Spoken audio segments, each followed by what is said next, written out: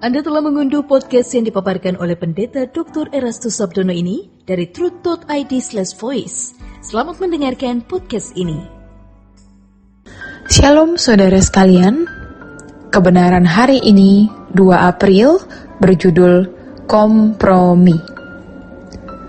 Fokus hidup Yesus sepenuhnya adalah kerajaan surga. Semua yang dikerjakannya hanya untuk kepentingan kerajaan Allah.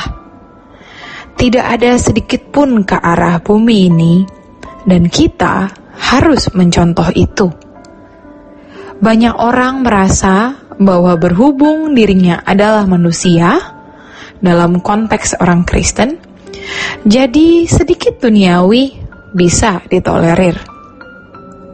Tanpa disadari, hal ini membuat kita melakukan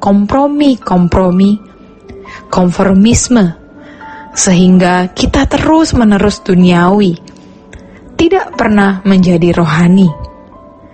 Rohani artinya menjadi seorang yang selalu memikirkan hal-hal kekekalan atau hal-hal kerajaan surga. Tentu hidupnya mengarah ke langit baru, bumi baru. Ironis, tanpa sadar kita hidup dalam kompromi atau penyesuaian dengan dunia sekitar. Kita punya tali yang mengikat kita untuk tidak bisa terbang, karena kita sudah lama ada dalam kesalahan fokus tersebut, sehingga mengembalikan fokus sepenuhnya ke kerajaan Allah begitu sulitnya. Bahkan bisa menjadi semakin mustahil.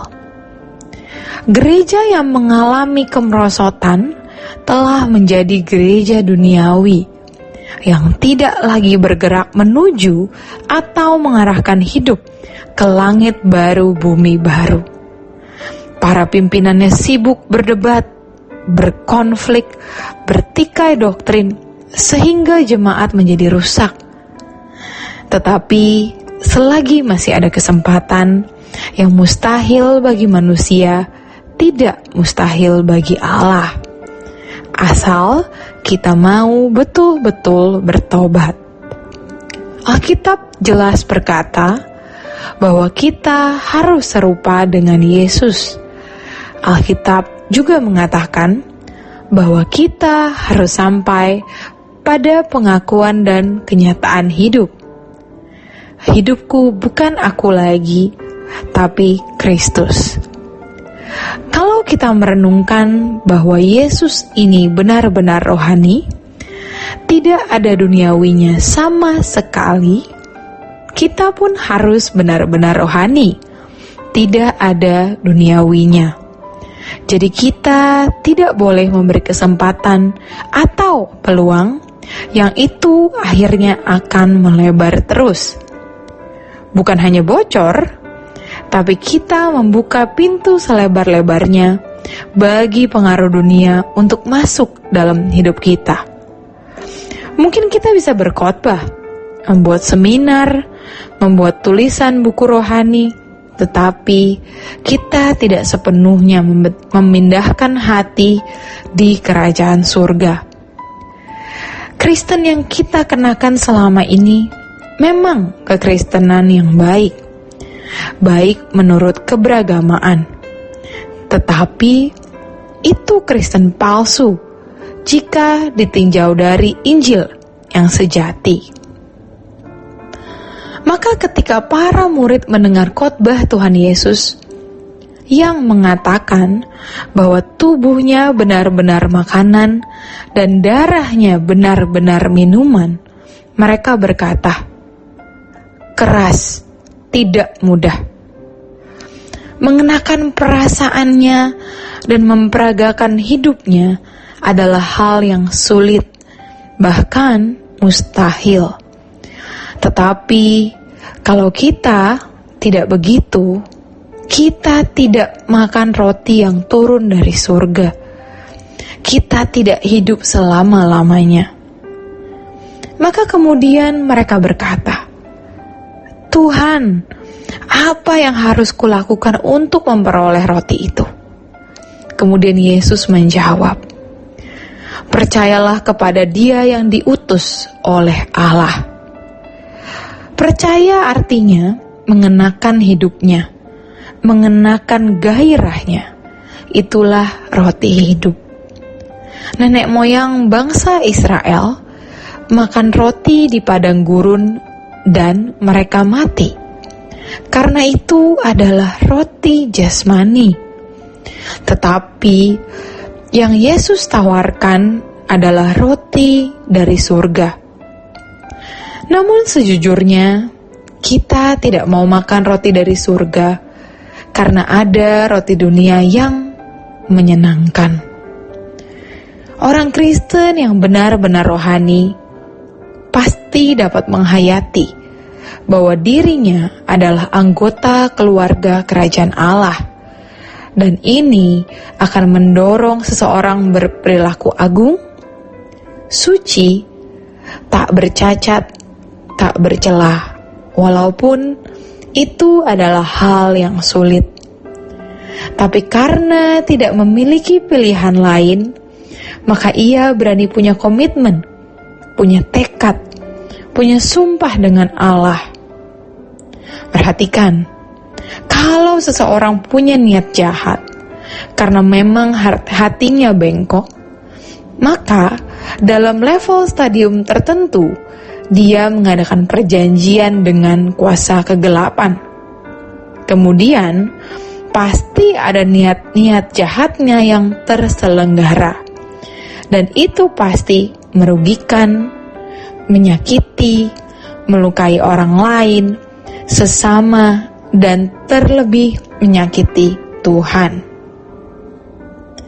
Tapi sebaliknya, kalau seseorang ada niat hidup suci, walaupun banyak kekurangan, kelemahan, namun ia memiliki tekad, janji, sumpah, dan komitmen untuk hidup benar, maka dia mengadakan perjanjian dengan Allah. Maka Tuhan akan memenuhi apa yang dikatakan dalam Roma 8 ayat ke-28, yaitu Allah bekerja dalam segala hal mendatangkan kebaikan bagi orang yang mengasihi Dia. Seseorang tidak mungkin baik mendadak atau jahat mendadak. Jadi ketika kita mendapati seseorang berubah menjadi jahat, sejatinya dia tidak berubah, tapi dia hanya ketahuan aslinya. Setiap kita punya wajah asli. Maka jika kita percaya apa yang dikatakan Tuhan Yesus, bahwa Dia pergi menyediakan tempat bagi kita, jangan kita hanya percaya dengan keyakinan pikiran. Kalau benar percaya, kita harus keluar dari Mesir. Bukan hanya percaya, lalu bersantai-santai. Itu namanya tidak percaya. Firman Tuhan mengatakan dalam 1 Korintus 10, semua ini ditulis untuk menjadi pelajaran bagi kita. Itu konteksnya bangsa Israel yang keluar dari Mesir. Tetapi ternyata tidak semua sampai tanah Kanaan. Demikian juga hari ini, tidak semua orang Kristen sampai ke surga. Maka kita harus berjaga-jaga dan serius di dalam perjuangan. Dalam 1 Korintus 10 ayat yang ke-13 berkata, pencobaan-pencobaan yang kamu alami ialah pencobaan-pencobaan biasa yang tidak melebihi kekuatan manusia. Sebab Allah setia, dan karena itu Ia tidak akan membiarkan kamu dicobai melampaui kekuatanmu. Pada waktu kamu dicobai, Ia akan memberikan kepadamu jalan keluar, sehingga kamu dapat menanggungnya. Tetapi tetap akan bisa menjatuhkan kalau kita tidak berjaga-jaga. banyak orang Kristen yang tidak mengerti adanya ranjau karena memang tidak dalam perjalanan. Dia berada di dalam tawanan, masih di Mesir, atau mungkin berhenti di salah satu tempat. Seperti bangsa Israel yang berangkat dari Mesir sampai di Masa, Meriba, di situ mereka tidak meneruskan. Maka mereka tidak melihat pencobaan-pencobaan itu. Tetapi kalau mereka berjalan terus, mereka mengalami berbagai rintangan, halangan, seperti harus membelah Kolsom, bertemu orang Amalek, Yeriko, bangsa Ai, lalu bertemu Sungai Yordan. Tetapi semuanya pasti bisa dilewati, asal tidak bersungut-sungut. Demikian kebenaran firman hari ini. Tuhan memberkati. Sola Gracia. Untuk berlangganan renungan harian dalam bentuk cetak, silakan hubungi Truth Literatur di nomor telepon 0878 7870 7000. Untuk mendapatkan CD khotbah, MP3 renungan Truth, dan CD album lagu produksi Sola Gracia, Anda dapat menghubungi di hari dan jam kerja di nomor telepon 021 638 60953. Tuhan Yesus memberkati. Sola Gracia.